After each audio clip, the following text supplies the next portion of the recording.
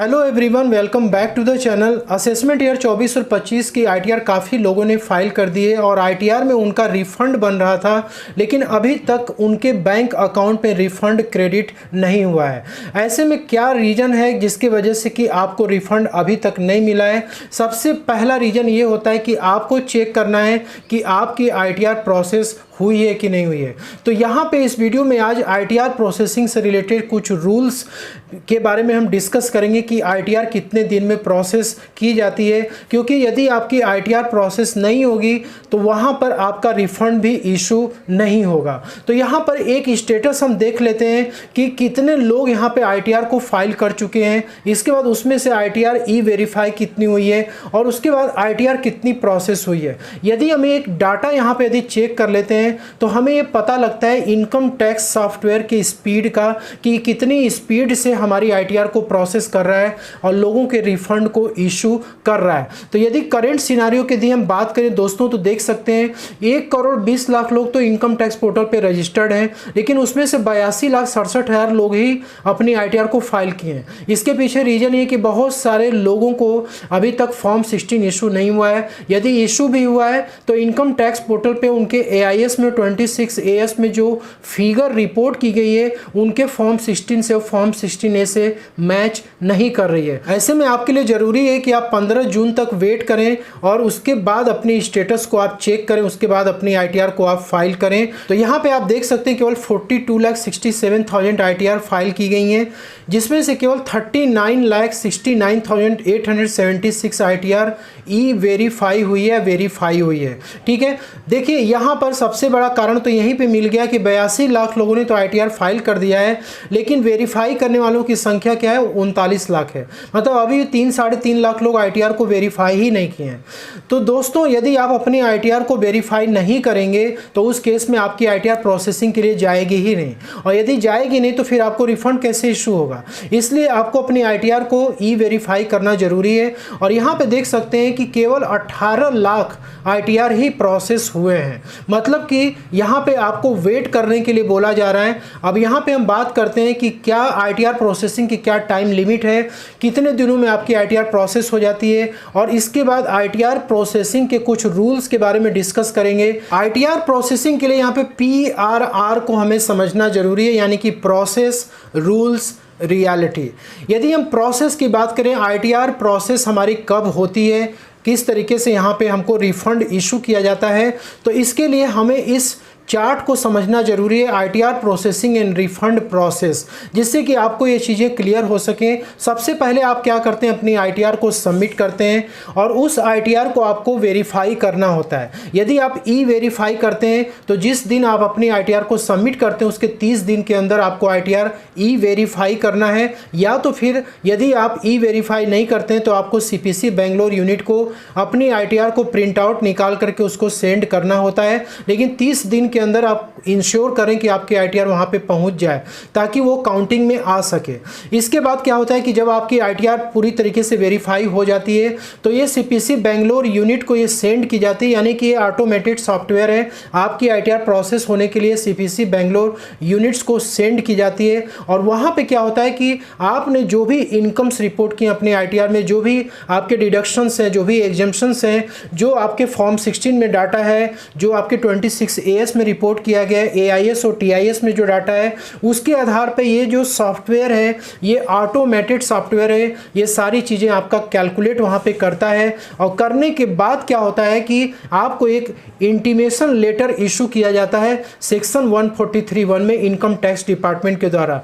तो यहाँ पर जब आपकी आईटीआर प्रोसेस्ड हो जाती है तो आपको ये इंटीमेशन लेटर मिलता है। तो ये जो इंटीमेशन लेटर होता है इसमें डिमांड का भी नोटिस आ सकता है, आपका रिफंड का भी आ सकता है, और कभी कभी क्या होता है इक्वल भी आ सकता है। ठीक है, तो ये तीनों ही सिचुएशन हो सकते हैं। तो बेसिकली यहाँ पे रिफंड की यदि हम बात करें, यदि किसी व्यक्ति का रिफंड बन चुका है, ठीक है, आईटीआर प्रोसेसिंग में दिखा भी रहा है, तो उसका रिफंड फिर इनिशिएट किया जाता है। तो यहाँ पे जो रिफंड इनिशिएशन का जो प्रोसेस है, इनकम टैक्स डिपार्टमेंट क्या करता है, बैंकर को सारी डिटेल्स सेंड कर देता है। जिसको भी रिफंड सेंड करना है, जिसके बैंक अकाउंट में सेंड करना है, सारी डिटेल्स वो बैंकर को सेंड कर देता है।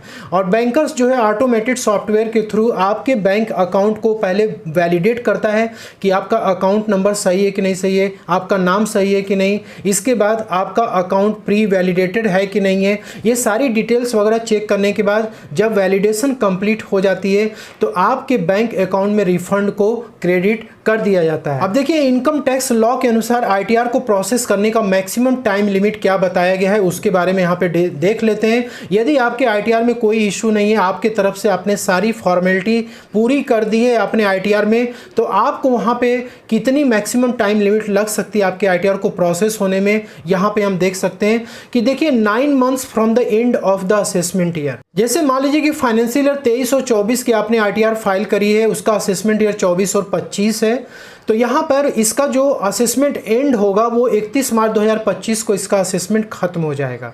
इसके बाद यहाँ पे 9 मंथ्स यदि आप ले लें, मतलब 31 मार्च से आप 9 मंथ्स काउंट करेंगे तो 31 दिसंबर 2025 आएगा। ये मैक्सिमम टाइम होती है आईटीआर को प्रोसेस करने की।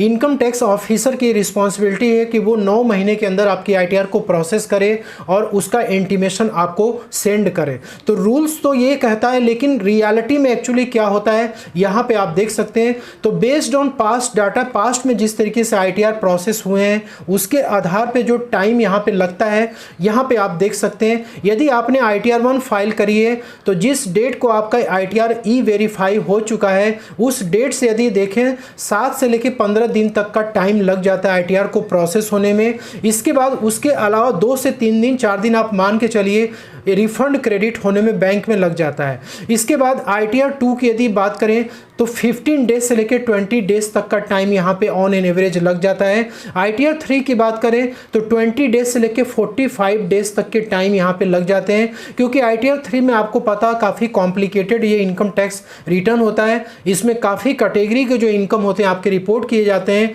तो वो पूरा एक वैलिडेशन, पूरी वेरिफिकेशन उसकी होती है, उसके बाद ही वो आईटीआर प्रोसेस होती है, इसलिए उसमें टाइम ज़्यादा लगता है। यदि आईटीआर 4 की बात करें तो ये आईटीआर 4 में भी आपके कुछ ज़्यादा इनकम नहीं होते, बिजनेस और प्रोफेशन के इनकम होते हैं, वो भी प्रिजेंटिव टैक्सेशन स्कीम वाले।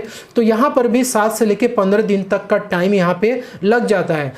कुछ केसेस में मैंने देखा है कि सेम डे जिस दिन आपने आईटीआर सबमिट किया उसी दिन आपने ई वेरीफाई किया और उसी दिन 1 से 2 घंटे के अंदर ही आईटीआर प्रोसेसिंग का इंटीमेशन लेटर आ जाता है। लेकिन मैक्सिमम टाइम जो मैं आपको बता रहा हूँ ऑन एन एवरेज टाइम यहाँ पे देखने को मिलते हैं। तो आपको थोड़ा सा पेशेंस रखना है। और यहाँ पे जो इनकम टैक्स का जो ऑटोमेटेड सॉफ्टवेयर है वो बैच में ही आईटीआर को प्रोसेस करता है। तो जो भी बैच उन लोगों का सिलेक्शन होता है वो उस बैच के अनुसार आईटीआर को प्रोसेस करते हैं। यदि आपकी आईटीआर उस बैच में जाती है तो फिर आपकी आईटीआर जल्दी प्रोसेस हो जाती है। आईटीआर प्रोसेसिंग का करेंट सिनारियो असेसमेंट ईयर 24 और 25 का क्या है आपने अभी देखा, मैंने आपको इनकम टैक्स पोर्टल पर दिखाया था। आईटीआर की जो फाइलिंग हुई है 42 लाख के आसपास हुई है, उसमें से 39 लाख आईटीआर केवल वेरीफाई किए गए हैं और उसमें से मात्र 18 लाख आईटीआर ही केवल अभी प्रोसेस हुए हैं। तो आईटीआर प्रोसेसिंग की आपने रियलिटी अभी तक देखी है, तो काफ़ी सारे लोगों की आईटीआर भी अभी तक फाइल नहीं हुई है। हो सकता है कि जैसे जैसे नंबर्स काउंट बढ़ते जाएंगे आईटीआर की प्रोसेसिंग भी तेज होती चली जाएगी। तो आपको वेट करना है और जो भी सिचुएशन होगी उसके अनुसार आपको अपना डिसीजन लेना है। और आपने यदि सही से आईटीआर अपनी फाइल करी है तो फिर आपका प्रोसेस जल्दी हो जाएगा, थोड़ा सा आपको वेट करना पड़ेगा। तो आई होप कि वीडियो में दी गई जानकारी आपको पसंद आई होगी। यदि वीडियो अच्छी लगी तो इसे लाइक शेयर कर दीजिएगा, चैनल पर नए तो सब्सक्राइब जरूर कर लीजिएगा। तो मिलते हैं नेक्स्ट वीडियो में, तब तक के लिए जय हिंद, जय Bharat. Thank you so much for watching this video.